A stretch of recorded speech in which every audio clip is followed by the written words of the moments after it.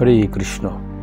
সুধী ভক্তমণ্ডলী, ইস্কন প্রতিষ্ঠাতা আচার্য কৃষ্ণ কৃপা শ্রীমূর্তি ছিল অভয় চরণারবিন্দ ভক্তিবেদান্ত স্বামী প্রভুপাদ, তার একনিষ্ঠ শিষ্য ছিল ভক্তিচারু স্বামী গুরু মহারাজ।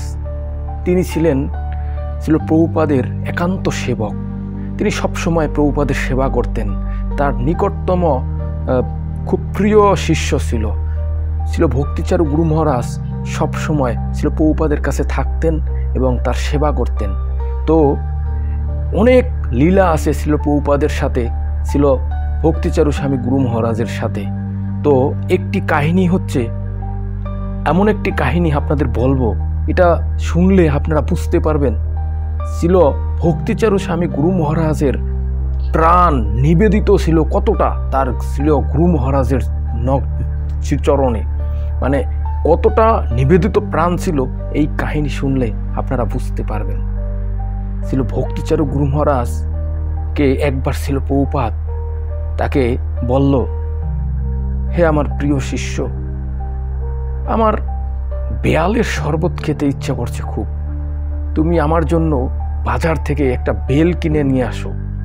তো ভক্তিচারু গুরু মহারাজ প্রভুপাদকে প্রণাম করে বলল, প্রভুপাদ, আচ্ছা ঠিক আছে, আপনি বসেন, আমি বাজার থেকে ভালো দেখে বেল কিনে নিয়ে আসছি।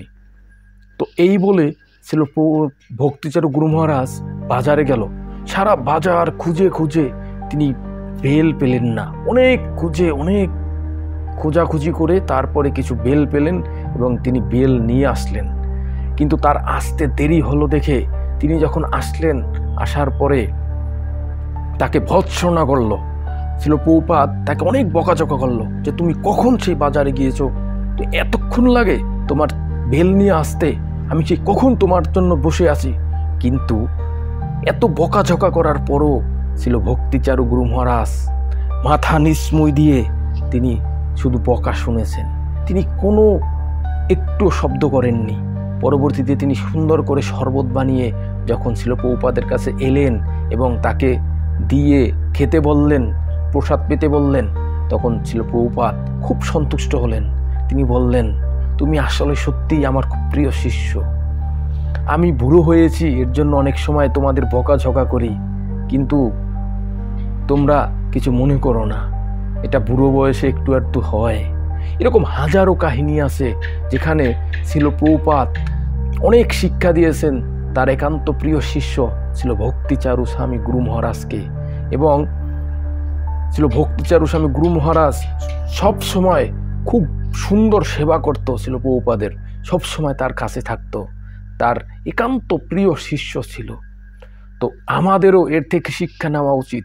আমাদেরও আমাদের গুরু মহারাজদের খুব সেবা করা উচিত, তার সমস্ত আদেশ মাথা নিচু করে শ্রবণ করা উচিত এবং পালন করা উচিত। হরে কৃষ্ণ।